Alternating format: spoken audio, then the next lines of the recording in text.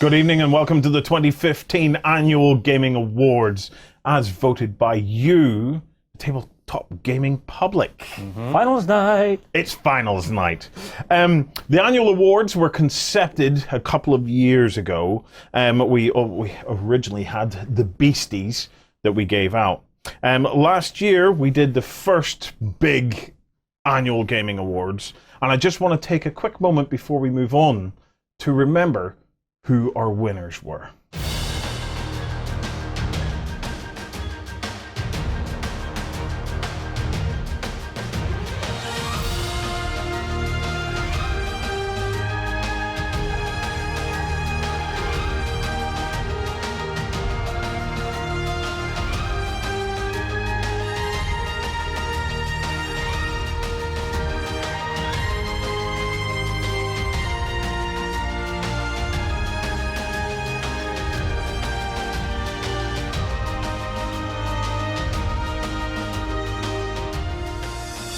Once again, a huge congratulations to all of our winners from the 2014 awards. But now is the time to hand over the baton. Yes. Before we get stuck in, I have some people to thank. I want to start off by thanking all of the blogs and people that shared about the Gaming Awards on social media. The response this year was enormous. Hence why our awards almost coincided with Oscars night. We almost made it. But the response was phenomenal. Look, thank you so much.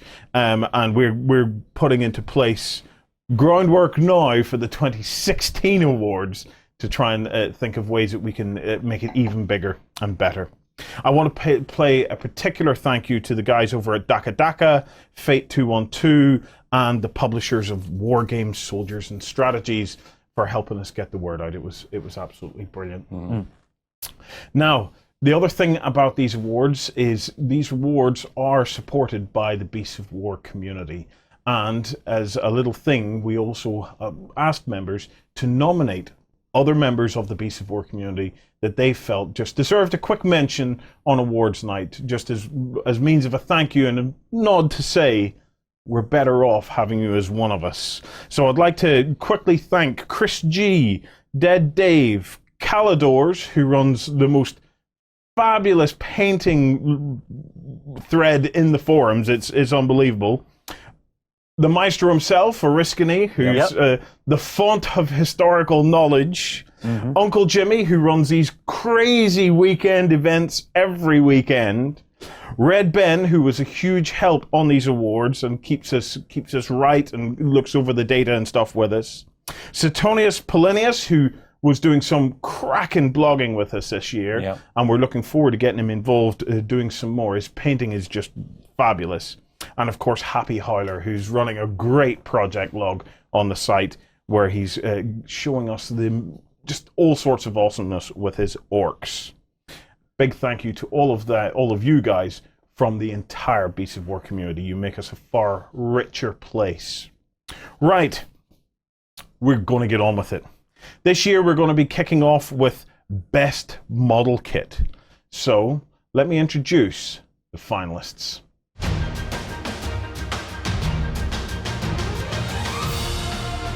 Best Model Kit 2015. Frostgrave Cultists for Frostgrave from Osprey Games and North Star.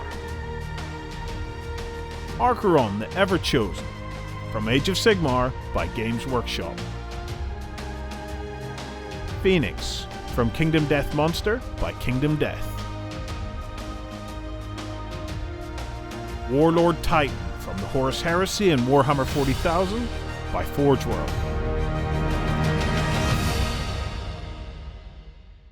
So those are our finalists. Before we announce the winner, let's take a quick moment to have a look at each of the finalists, just to have a quick chat about them. So kicking off, we have the Kingdom Death Phoenix. Really, really interesting sculpt here. John, what do you think? It is a horribly intricate sculpt, as well as a horrible nightmare of a creature that is now on a tabletop in miniature form, and it is terrifying and awesome. One of the things that strikes me about this particular kit is it's just when you get up close and you see all of the individual hands kind of reaching out from the body of the bird, it's that inhuman quality, you know, and it's the limbs, you know, of that four limbs, you know, they're almost human-like claws and things. It really is very, very creepy. It was a massive year for Kingdom Death, and it was great to see one of their models actually make it into the finalists. Yep. Next up, we have the Forge World Warlord Titan. This is one you've been waiting on for years. Holy moly! What a model kit! So, this is the first time that Forge World have ever done anything as big as the Warlord Titan. I think it's the biggest kit that they've ever done. It's fully kitted out, so there's a ton of different options and things that you can do for that. It has rules, it has fans all over the world. It's just monstrous. Yeah. John, do we want to build one? No. No. With much trepidation, I say maybe. All I can say is remember the Stomper. Yes, but at least the Stomper was a plastic kit. It's just incredible. Yeah. You know, it's a terrifyingly intricate and complex kit. I am very much looking forward to seeing one in person some of these days. Definitely. Okay, we then have Games Workshop's ARCHAON the EVERCHOSEN.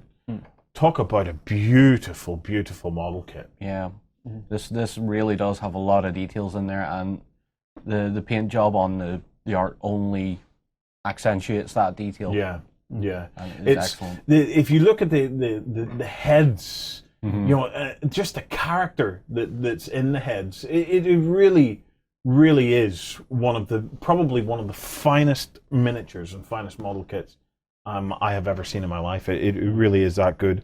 And then finally, we have Osprey Games Frostgrave Cultists. Now, these are characterful little buggers, aren't they? They are, aren't they?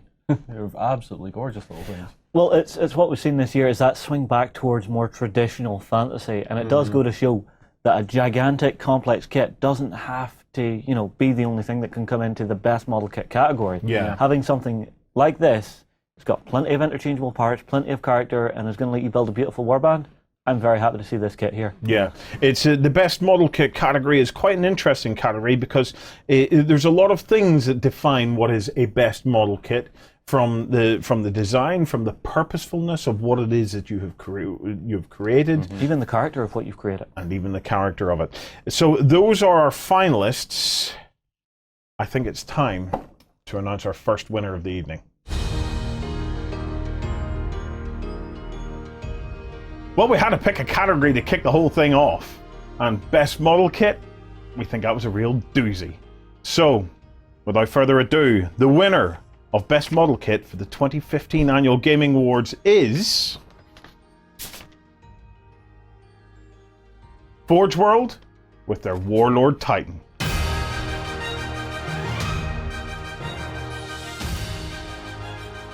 Congratulations, guys. It is a monster kit.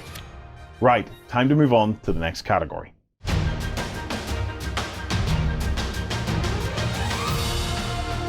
Best Gaming Accessory of 2015. Urban Wasteland Mat by Deep Cut Studio. Industrial Zone Fat Mat by Frontline Gaming. Mod Cubes by Mod Cubes.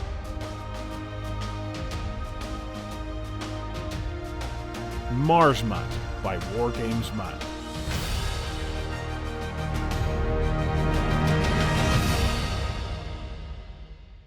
So those were our finalists for Best Gaming Accessory of 2015. I want to have a quick chat about them. If we can kick off, Justin, I would like to see the Mars Mat. Right here? So this is the Mars Mat from Wargames Mat. Mats did feature heavily in this category. No, we discussed yesterday at some length about the real, I suppose, handiness of them. You know, they're easy to pack away, they're quick to throw out, and it just completely changes your gaming table. I'm not surprised to see them in this category, basically. Well, this year is whenever we've really seen them kick up to that full 6x4 size. You know, before that you were seeing what, 2x2, 3x3, 4x4. Now that we're getting full gaming table size, you know, it's no wonder. I'm not surprised to see them in the category, but I'm surprised to see 3 of the 4 finalists being mats. Yeah. I didn't think they would be that popular, but Yeah. 2015 was the year of the gaming mat. Clearly it was. You know, and we can't overstate this point that you just made of up until now they were in very small sizes. You know, because I remember asking when we first saw them, we asked some of the manufacturers, well, like, can you not do it at 6x4? No, the machines just didn't exist, or at least weren't within any feasible price range to be able to do it. But now we're seeing them, and it'll not be long before we see 8x4 or see them, you know, whatever size. Not to mention the fact that the actual print resolution that you're going to get on these is only going to go up as well to get more and more detail down on them.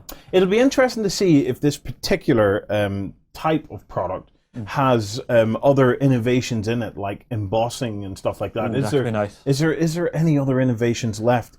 Next up, we have Deep Cut Studios Urban Wasteland mat.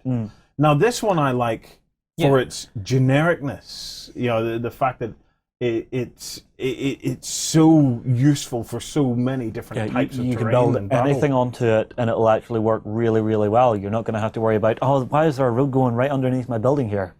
I don't know. I'm looking at it and thinking kind of the opposite, because I'm looking at it going, what would I make to set on that, you know, terrain-wise? The one we just looked at beforehand, the Mars one, I'd obviously, well, I'm going to make some Mars terrain. This I'm looking at going, what am I going to make to put on this? We can put anything. Orc players will love that. You know, post-apocalyptic players will love that. I was thinking hobby Sci-fi junk. players, yeah. All your hobby junk will fit on that perfectly.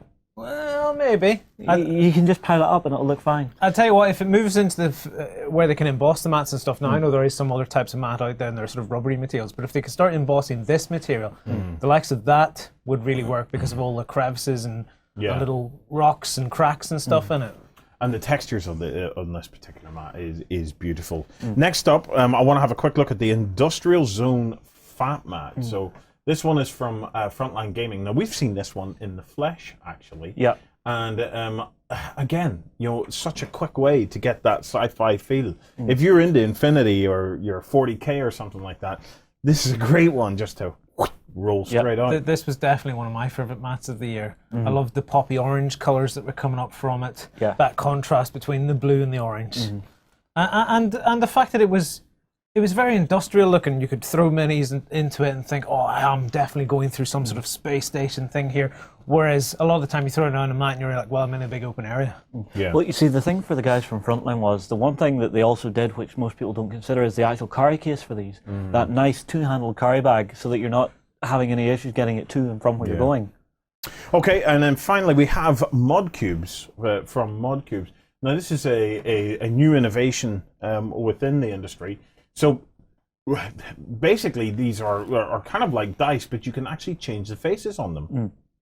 Well, this is an interesting one for me because we all know what a deck builder game is. Could we perhaps see a dice building game where you're actually building faces into your dice each turn of the game and actually playing with the odds of what you're rolling through a turn? I'll be honest, this one bewildered me a bit. I was looking at it going, what is this? What is this? And then Ben was like, I was talking to him one day, he's like, no, you put your tokens in it. So you can just make your tokens do what you want rather than having a handful of tokens. You just have a cube and you turn it over. And I'm still not convinced, but I think if I try it, I might come to love it and then be in a state of, I need my mod cube. Yeah, well, it's just that I am totally sold on it because we've been doing a lot more gaming recently, and one of the things that has been kind of getting on my nerves just a little bit is volumes of tokens. I've been doing a lot of gaming with the AJ and the battle reports for 40K and stuff like that.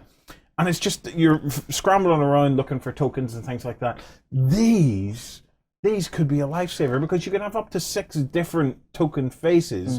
The fact that you can change them and set them up for the game that you're playing, I think they're ingenious. I'm with you on that because the number of tokens can be annoying. I just wonder, are the cubes so big as in, you know, it'd be difficult to put them in beside when you're playing in dense terrain and stuff like that? I don't know. I would like to see this evolve and grow into an actual game. Okay. That's what I was talking about. Is that you actually use this system to build the faces of your dice. Yeah. I'd like and it. then you can actually play with the odds of what you're rolling per turn. I'd like it to be electronic, so I could just upload the images to it. Yeah. Oh, if you could get them with like little OLED screens. There's one for you, ModCube. 6 little OLED screens, Bluetooth, and you just set them down and you program what each face is going to be. All innovation, baby. Right, that is our finalists for the best game accessory category. I think it's now time to see who is the winner.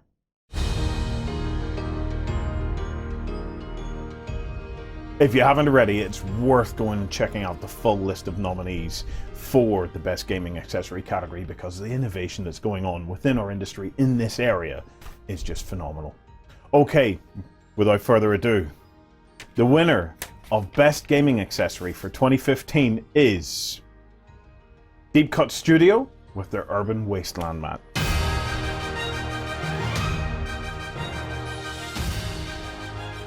Congratulations, guys.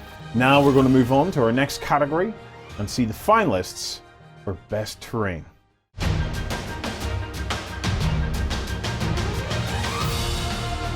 Best Terrain Product of 2015. Town Gate by Tabletop World.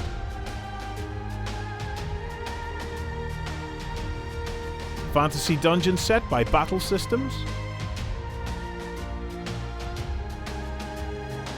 City Watchtower by Foreground.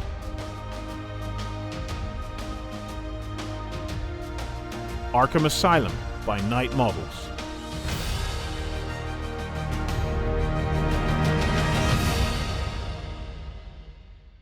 So there we have our finalists for Best Terrain Product of 2015. Justin, I want to kick off by having a look at the Arkham Asylum by Night Models. When this picture came out, it was like, holy moly. What a beautiful, beautiful piece of terrain. Well, it's nice to see something just from the comic book world completely lifted out, recreate it, and put on the tabletop. It really lets you drop into this game and feel like you're in that comic book world. What do you think, Lloyd? It's cool to see this as a finalist because of the scale of it. Yeah. You know, the HCF buildings have just been getting bigger and bigger, and if you see pictures of this, of people standing behind it and stuff, you just go, oh, it's absolutely massive. But you do have to paint it well. Yeah. Because I've seen this just matte coat, or just with a matte coat of grey, and it does it no justice whatsoever. Because the building is quite big, there's a lot of flat surfaces, so you really have to put a lot of attention into how you paint it to make it look as cool as that. Yeah. Well, I think it's absolutely lovely. You know, the attention to detail on the gates and stuff like that. It is a fabulous piece, and if you're into your Batman at all, you know that's a must-have. Next up, I want to talk about the Fantasy Dungeon set. So this is Battle Systems. It went through Kickstarter and then released this past year. Now, we have had a play with this set, and it is flipping awesome. See, this is one that you love, Warren, because it lets your brain just go mental for actually designing narrative campaigns for your dungeon crawlers. Yeah. And it lets you jump straight back to your childhood. I mean, like, I never got to play dungeon crawlers as a kid, but having this now, I can see exactly why it has made it into this as a finalist for those who had that experience. It is really cool, and if you've played with the sci-fi set, you'll be at home straight away playing with this set, because essentially it's the same sort of functionality that puts it together. And I was surprised at how well it transferred from sci-fi into a fantasy look. I was looking at it, actually, this turned out really nice. This to me is in many ways far superior to the sci-fi set. The sci-fi set's good, and we even used it ourselves on parts of the Hoth table. But this set is just so well executed, and you know the textures are lovely. All the little options, like little tombs, and there's like little carts with rail tracks and things like that. You've got tables, chairs, bookshelves, wells, the works. I think there's even some extra sewers and things that have come out for this. See, many products that you buy in the terrain world are a individual thing in its own right, and it's a beautiful thing. But then you need to surround it with other things in order to complete what it is you're trying to do. Yes. This is the complete package, and it's one of the things that I really like about this is that it's all there. You know, what you see in the picture is basically when you open the box and pop it all out, you go, oh, that's pretty much what was in the picture. Yeah. Next up, we have the City Watchtower from Foreground. We thought last year's was good. This is beautiful. As terrain pieces go, it is absolutely beautiful. And once again, that foreground quality of once you've built it, that's what it looks like. You don't have to paint it. You don't have to do anything to it. Their attention to detail, even in the direction that lasers are cut, in order to create areas of kind of weathering by using some of the limitations of the laser cutting process as an advantage, it clearly sets these guys apart. And there's some lovely shapes to that. You know, as it goes up, there's overhangs this direction, then there'll be an overhang in the other direction, and then the main body goes like that, and then in again and stuff. All the shapes are really good. Foreground are really good at that with the fantasy stuff. And when you put this in a room, people can't walk past it. They have to walk up to it and just take it all in. Yeah. The other thing is some of the very small details that they work into this, even cutting out little manacles for your favorite torture device, Warren. Yes, yeah. You know, it's like you say, it's that attention to detail, it's that craftsmanship that these guys have. I can't wait to see what we get from them next year. That and the fact that it just completely reminds me of one of the buildings in The Hobbit at Lake Town. Yeah. Where it's just where they're going up to get all of the armory and stuff. It's a wonderful product that has been absolutely wonderfully executed. Now, in terms of talking to detail, Woody, you get a load of this next one. So this is Town Gate from Tabletop World. Let me tell you something about this. This product, in its design phase, is actually constructed brick by brick.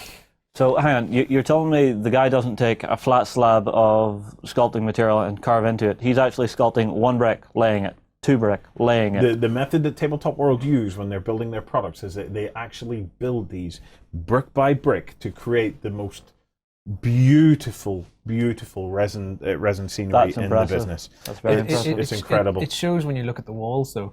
So you'll look at the walls and you'll go, I can't really see any sort of repeating sort of methodology to the walls, because it is literally built block by block, so every bit of it looks different. Yeah.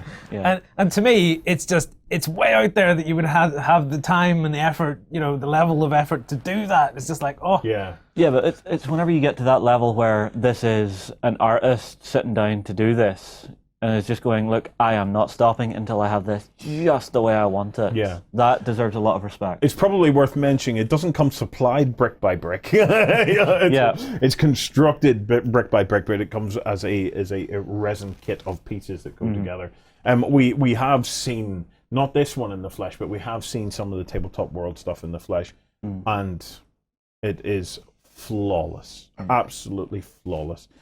Some of the most beautiful high-end terrain in the business. absolutely. Right, I want to find out who the winner is. Okay, I'm ready to go home now because this is my favorite category in the whole thing. It was fabulous looking through the entries in this, and we have a well-deserved winner, and we're about to find out who that is. This year's winner for Best Terrain Product is Battle Systems and their Fantasy Dungeon set.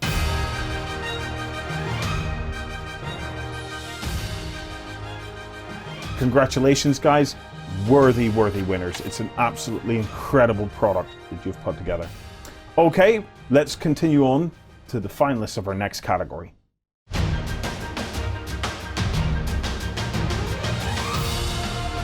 Best Gaming Artwork of 2015. Warhammer Age of Sigmar by Games Workshop. FROSTGRAVE by OSPREY Games.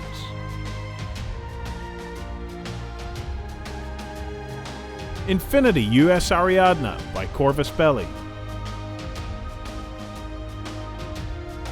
Guild Ball by Steamforged Games.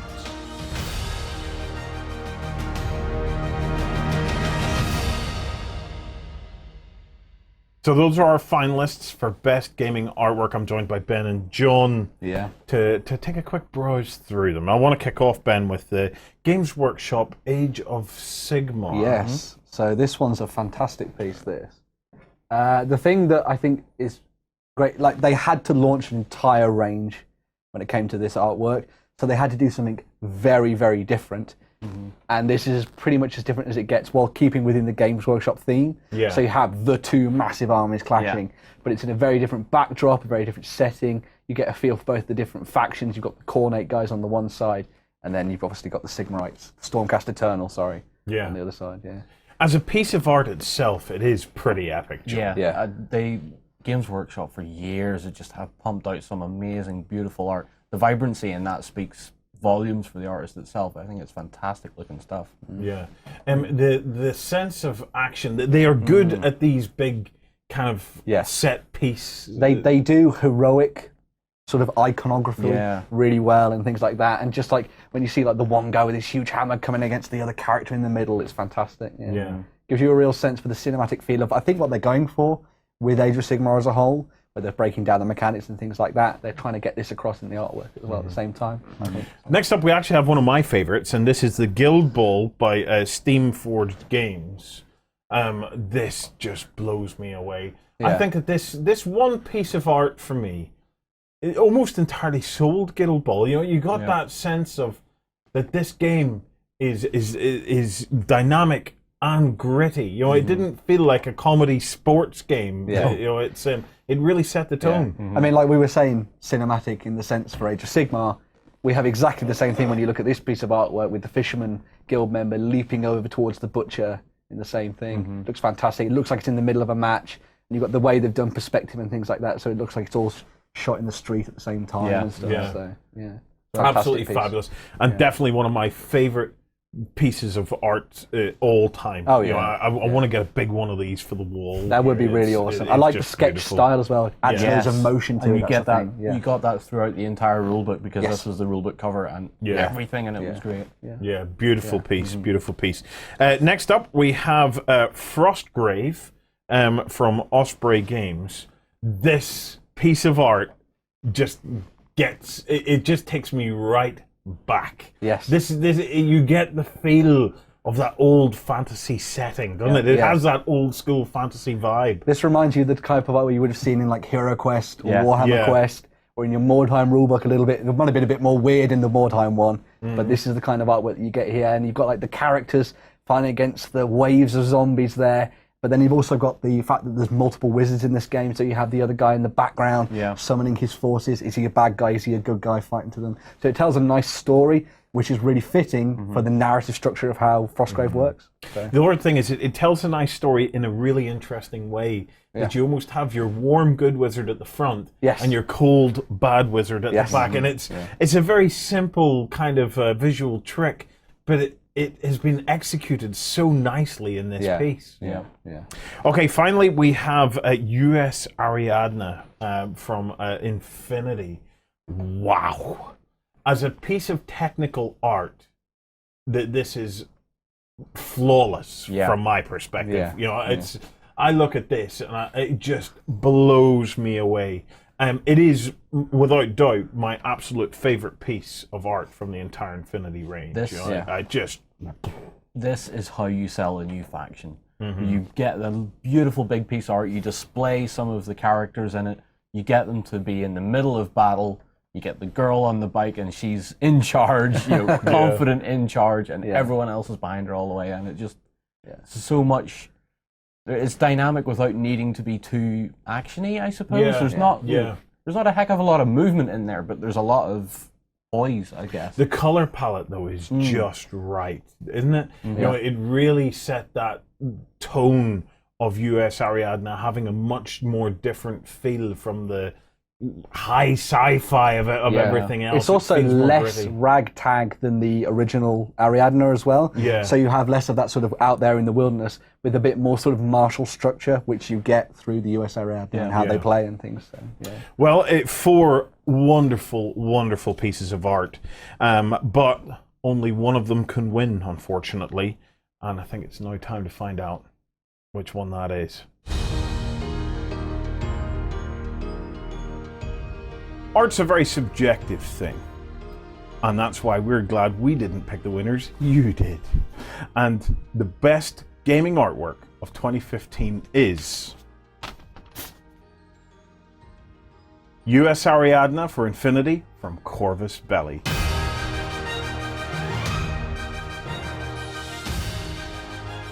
Congratulations to you guys over at Corvus Belli. It is a cracking piece of art. Right, it's now time to move on. So here's our next set of finalists.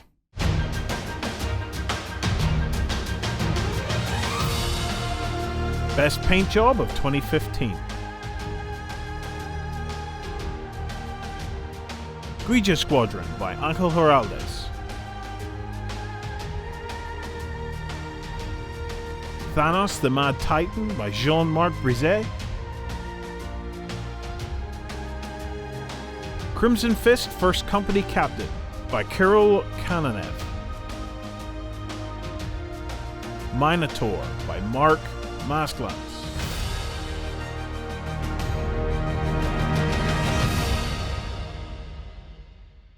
And if you thought best artwork was going to be a tricky category, what about best paint job? Absolutely insane. Talk about a set of finalists. Oh my word. If I had these 4 at a painting competition and I was a judge, I'd have walked off. Dropped my tag, dropped my clipboard, and walked off. Can I just say to you 4 finalists, if I were a billionaire, I would buy you. I would buy you, and I would keep you here, and you would do nothing but paint for me every day. Oh, right. Masterpieces. I want to have a look through them. I want to kick off with JEAN-MARC BRISSET. Again, if I butcher your names, I apologize, but that's what I do, and I drop models. This is Thanos the Mad Titan. Now, when this originally came up as one of the ones that made the final cut of the nominations, I said they were pulling together imagery and stuff of it, and I said, you can't put that in. That's just artwork. But it's not artwork, is it, Ben? No. That is a real life paint job. This is as good as it gets when you're looking at sort of comic book styling. Like he has actually done it so it looks like it's coming off the page of a comic book. You can see it specifically in the way the glove's been done. And it looks like it's a perspective type thing, so it looks like you're looking deeper into a cell. It looks fantastic. Yes, and we are right. It isn't a piece of artwork because we have turned it around and looked at it from different angles. It is definitely a model. So it's just incredible. You know, the choice of colors in this is just staggering. so well executed. You know, the hours of blending that goes into creating something like that. I wouldn't know where to start. You know, oftentimes you can look at a model, and although you couldn't maybe from a technique point of view you could look at it and say, yeah, I know how that was done. I look at that and I just go, no idea. No idea. There's the first $500 million of my $1 billion spent on that. You know, teach me how to do that. It'll take you to the end of time, but we will get there. Absolutely incredible stuff. Next up, we have Minotaur from Mark Masklands. Ben, look at that. Yeah, so this is based off some artwork by Paul Bonner, who's done a lot of stuff for role-playing games.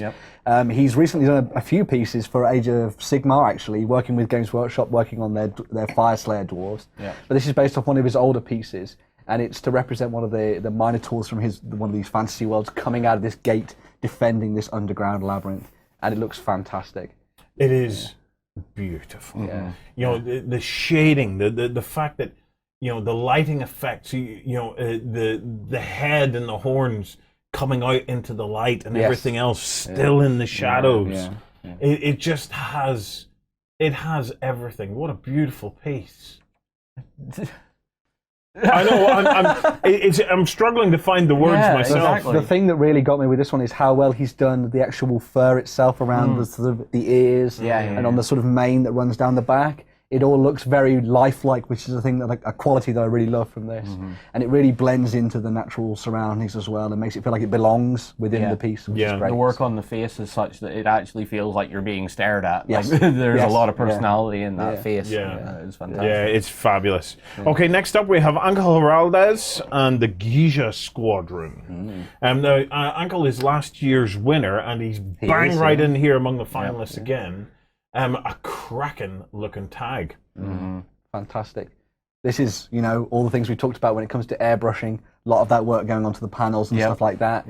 But then you also see a lot of the brushwork that's happened as well with the logos and how he's worked on the metallics and things as well. So, it's it just has almost like a supremacy about it, doesn't it? You know, it's just that capturing that moment of I'm the boss. It's just really, really well done. It's consistently Angel's work on making the model work for the paint job. Like he knows exactly where light should hit it. You know, looking at the curves of the model, he knows where light has to go, where shade has to go, where things just need a little extra detail here and there, and he always picks it out absolutely perfectly every time. Yeah. I think the thing that really stands out from all his work is the way that he twins it into the way that the anime and the manga stuff looks for Infinity. So all the models feel like they've come from the artwork, which is such an important thing when you're looking at paint schemes and how factions work as a whole. Yeah, definitely. Yeah.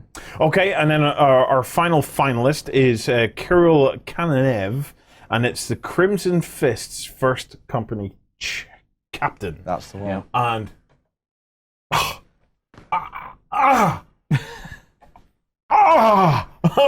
now, just to say, this is all scratch built.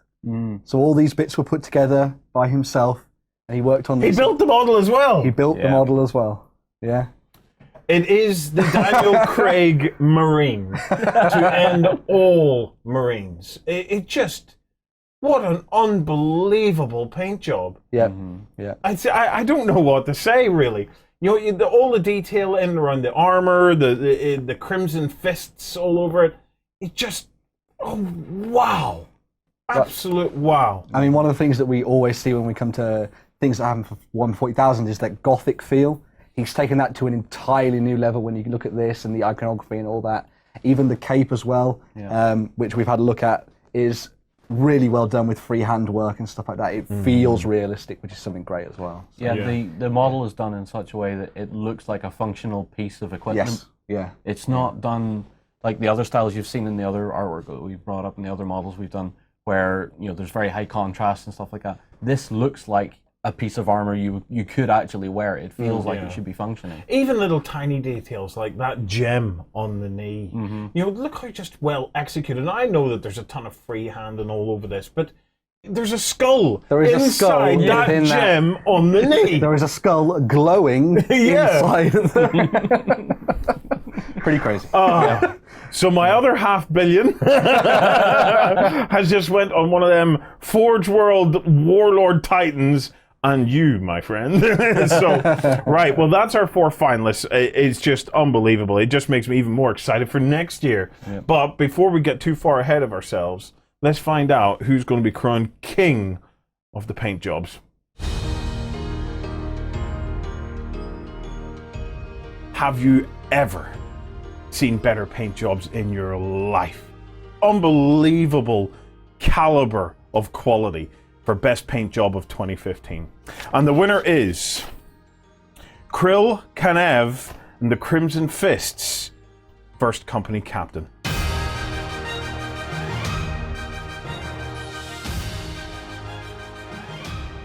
Huge, huge congratulations. You are now crowned Best Paint Job of 2015. And it's thoroughly, thoroughly deserved.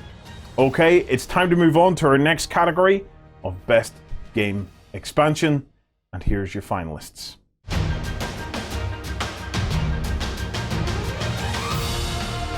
Best Game Expansion of 2015.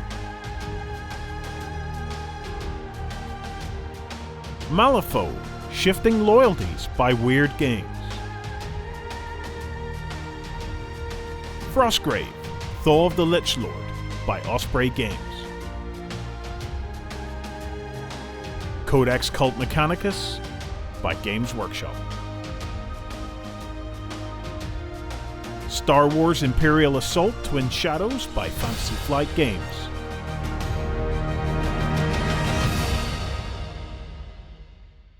Welcome back. So those are our finalists for Best Game Expansion. Pretty awesome. There is some good stuff in there. I want to kick off by having a quick look at the Malifaux Shifting Loyalties. Ben, what can you tell us about Shifting Loyalties? Yeah, so this came out after second edition obviously begun, and it'd been out for a while now. A lot of the crews had come out.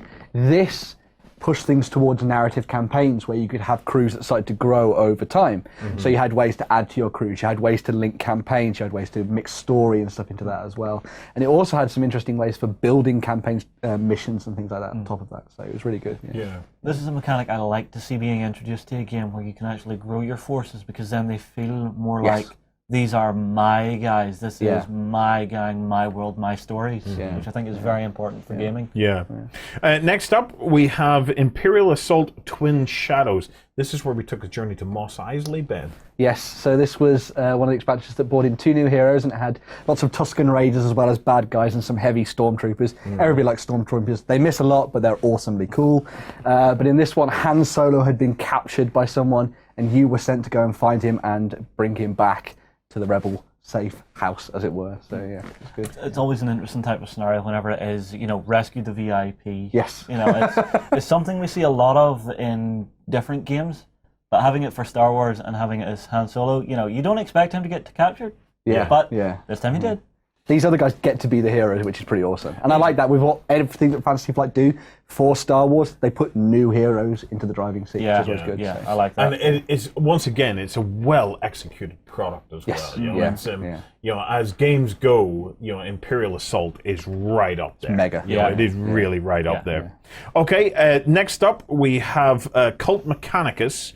From Games Workshop. I have we've done Mechanicus Week a few weeks ago. I've spent some time with this. I loved it. I absolutely loved it. Yeah. It was a long time coming seeing the Mechanicus actually make its way into 40k, and I think that Workshop really nailed it with this book, and obviously the supporting model range. It's got loads and loads of really, really interesting rules in there, you know, and it's a complicated book to play, though. I've got to say, there's an awful lot of bookkeeping and an awful lot to remember, but art was good, quality of the book was spot on, and most importantly of all, what an awesome army. Yes. Absolutely brilliant. Had to be there. And finally, we have Frostgrave, Thaw of the Lich Lord. Ben, what can you tell us about this? Yeah, so this was another one of those big campaign narrative style books. This added more story to the game. It allowed you a huge linked set of missions, quests to go on with your warband. It also brought non-human factions to the game with the undead and things like that, which are always a good addition to anything that ever comes out for any game, really, that's fantasy-based. And it also allowed you to run with cultists as well, which were really cool. And you've got new plastic sets out for that and everything. So fantastic addition to a great narrative game. You see, the thing I love about Frostgrave is it's an open-ended game. You can drop in anywhere within this world and not feel as if you're trying to wedge yourself into maybe a gigantic tome of fluff. You know, you can make your own stories in it and just have fun. Yes. Right. Well, that is our 4 finalists. It's now time to find out which one is our winner. It's one thing releasing a game. It's a whole other ball game when it comes to supporting it and making us truly fall in love with it. And all of our finalists have certainly shown that they're capable of that. But we can only have one winner of Best Game Expansion of 2015, and this year's winner is Cult Mechanicus from Games Workshop.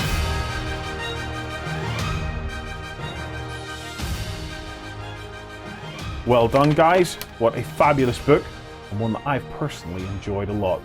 Okay, stay tuned, because here's your finalists for the next category.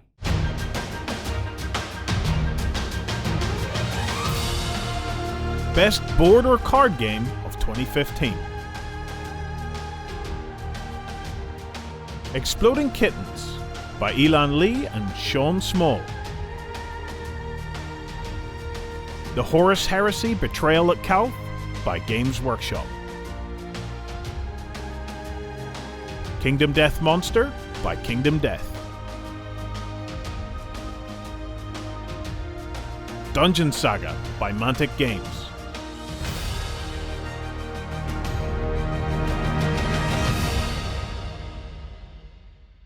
A big category, this one, best board and card game. And some diversity in the finalists. True. I want to kick off with Kingdom Death Monster. Oh, boy. Yeah. What a product.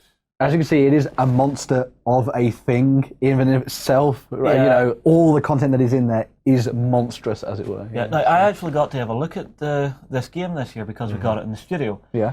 Even though it's so huge, it's not that intimidating once you actually start to read the rulebook, because it goes for staged expansion as you play through. So It you're does. not sitting down Yeah. and trying to build everything in one shot, which I really like. It's a really clever product. We're looking forward to actually getting some time to film with this, but Oh, yes. it really is a case of you start with just your survivor. You have to get through the monsters You and things. gradually work Yeah. your way through it as you go. Right, Yeah. Ben, just to set the scene for you.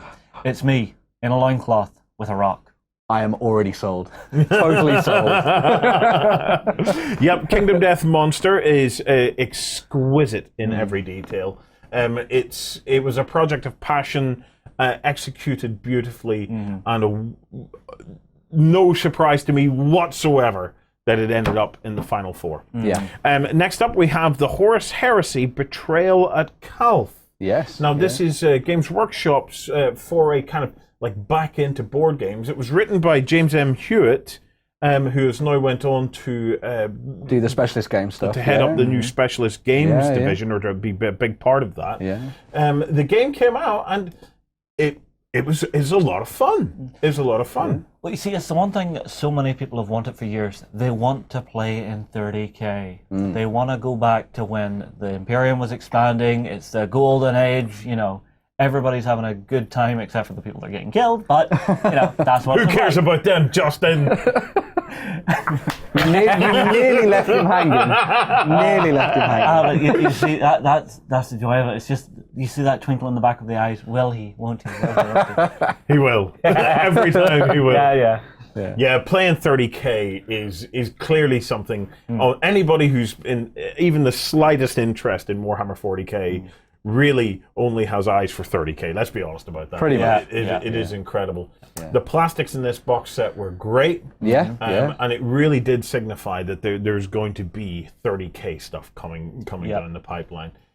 So yeah, great box set, and actually for a one-off box set or one-off board game, the rules are tight. And they're actually quite easy to learn, good to play with, nice missions, stuff, everything mixed in there. Yep. It's really good. Yeah. Okay, next up we have Exploding Kittens. From nowhere. Exploding Kittens from nowhere is pretty much what happens in this game. So Yeah, Ben, tell us about this. Okay, so this was a game that was also done through artwork by the Oatmeal and things like that. It went on to Kickstarter. It's one of the biggest Kickstarter games that has ever been funded. Yeah. I can't remember the exact number, but it is absolutely ludicrous. Yeah. Insane. Did it raise $1 billion? Maybe. Maybe. The whole, sorry. It's such a simple idea, though, to have this card game with, you know, the sort of weird, cute artwork on it, and, you know, it's something like this. People just go, aha, cats. It's the internet, cats. I love it. Yes, I love exactly. Yeah. It's very simple, very easy to play. It's from that sort of, that era that we're in now of like Love Letter and small card games. As much as I wish maybe other things have gone to the finalists, this one is there, and it is quite fun, and I do like it. Yeah, it's good. So. It's genius, but part of me thinks it's evil genius. Yeah, Something like that. Yeah. It's there. It's in the finalists, and it has a huge following. Yeah. And then finally we have Dungeon Saga. This is the massive dungeon crawling game as released by Mantic Games, where you get to explore the underworlds of Mantica. Yeah, this was a big resurgence for this. Everyone who had been playing things like Hero Quest and Warhammer Quest in their youth was suddenly brought back to the fold with what Mantic had been doing on Kickstarter. Some fantastic heroes. You guys had a lot of fun with this doing the quests. Yeah. Ryan's not the best teammate, I think. Well, I think Justin is the real strategist here. The thing is, with Warren, there's just a little voice in his hindbrain, and just once in a while, all you're going to hear is... Leroy Johnson! But no, we did have a lot of fun with this, with Yeah. Rich from Mantic Games. We actually have playthroughs of the early missions of the game. And For me, it was the throwback nature of this. You know, Yeah. we'd been fairly starved of an old school dungeon crawler. There had been companies that had tried to kind of reinvent the dungeon crawler, but let's be honest, the dungeon crawler didn't need reinvented. It just needed brought back. Yeah. And this is something that Mantic really captured the spirit of that during the Kickstarter itself. Yeah. There's some aspects of the product that I like, even down to the packaging. I love the fact that it was delivered The book, in yeah. a book-shaped box. It just added to the collectability of this product, you know, and it made it something that you think, Yeah, I don't want just one of them on my shelf. I need to have this All of many them. on my shelf. For me, it's the small details in this box. Those terrain pieces, the doors, the furniture that take it to that 2.5D that really set this game off. Yeah. And if you knew how hard I had to work to convince Ronnie Renton to do that, not very hard, to be honest. But yes, so there are our 4 finalists for the best board and card game. Now it's time to find out which one is going to walk away with the prize.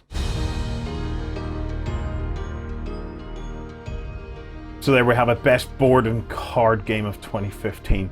Just a massive, massive category. Let's face it, guys, we're now buying these things to just collect and have on our shelves and make us feel safe and comforted, knowing that we may never play them, but we still own them. Right.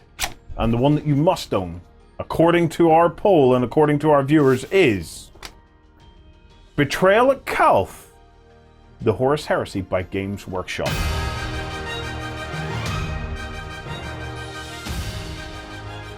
Congratulations, guys. Congratulations to James M. Hewitt for making the game. And now we're going to move on to our final category, the big one, the Best Miniatures Game 2015. Here are your finalists.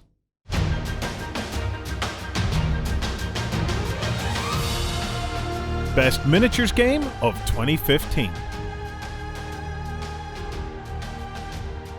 Guild Ball by Steamforged Games. Frostgrave by Osprey Games. Star Wars Armada by Fantasy Flight Games. Kings of War 2nd Edition by Mantic Games.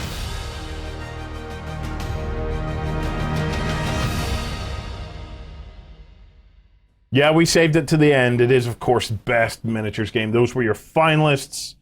This is the big one. Oh, yes. I want to kick off by having a look at Guild Ball. They made it into Best Artwork, and now they are in Best Miniatures Game as well.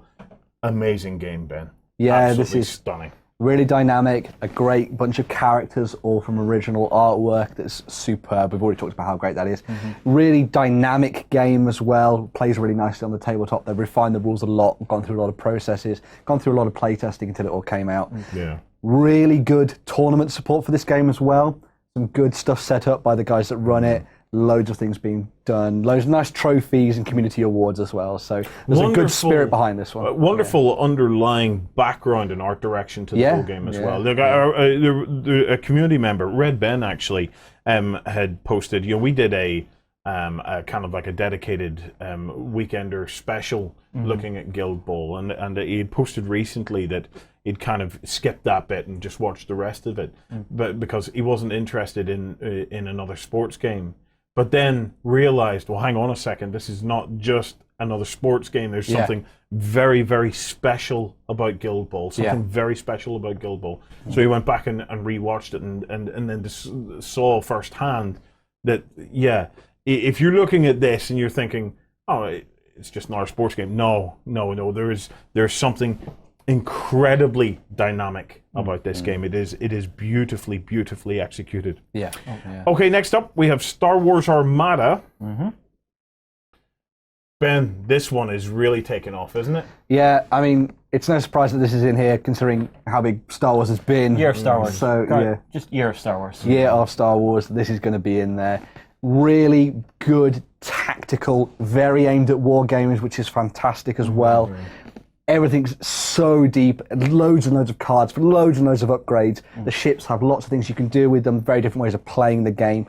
They've obviously got a lot of expansions out for it as well, but this is a fantastic starting set.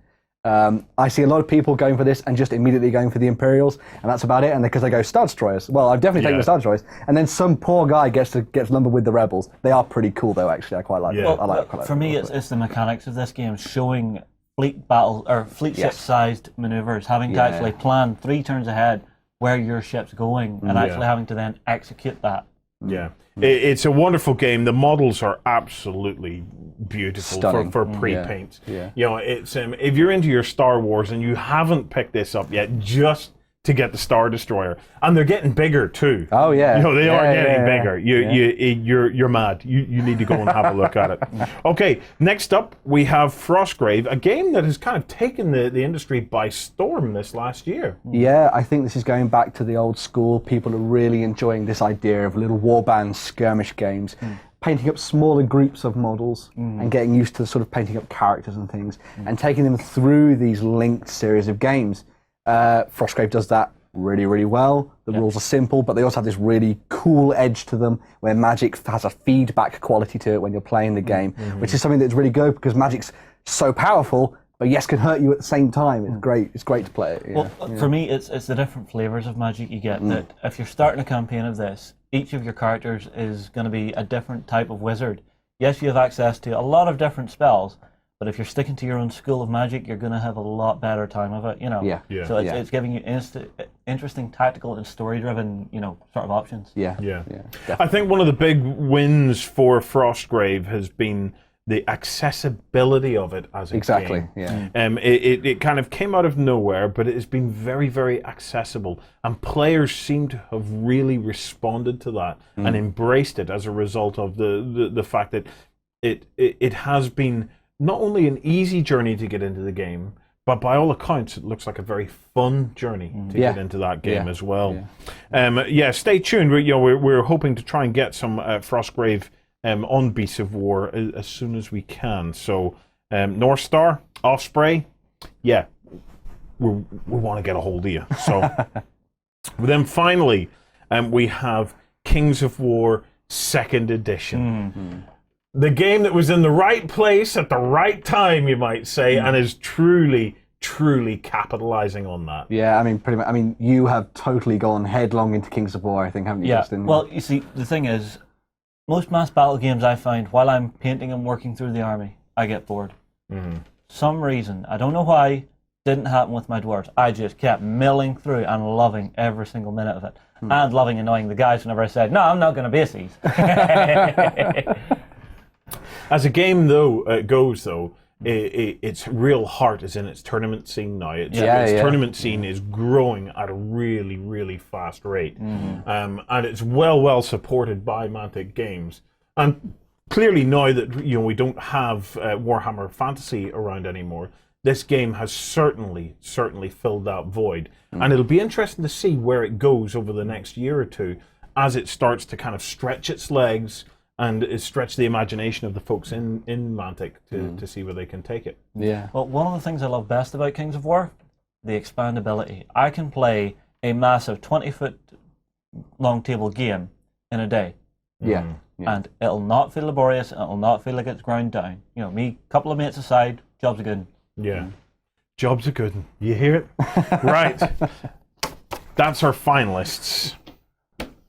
It's time to reveal our final winner of the 2015 Annual Gaming Awards, as voted for by you, the gaming public.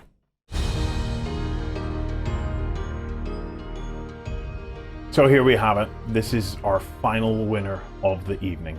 This is Best Miniatures Game of 2015. And the winner is FROSTGRAVE by Osprey Games.